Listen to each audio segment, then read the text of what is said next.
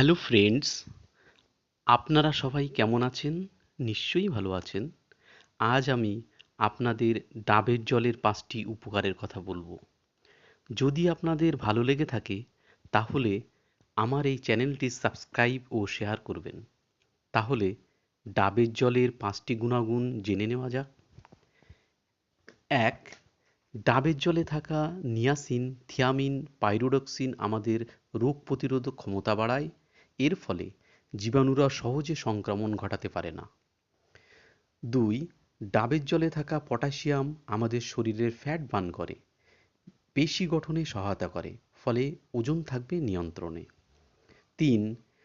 ডাবের জলে থাকা ক্যালসিয়াম হাড় শক্তিশালী করার পাশাপাশি হাড়ের সুস্বাস্থ্যের উন্নতি ঘটাতে বিশেষ ভূমিকা পালন করে।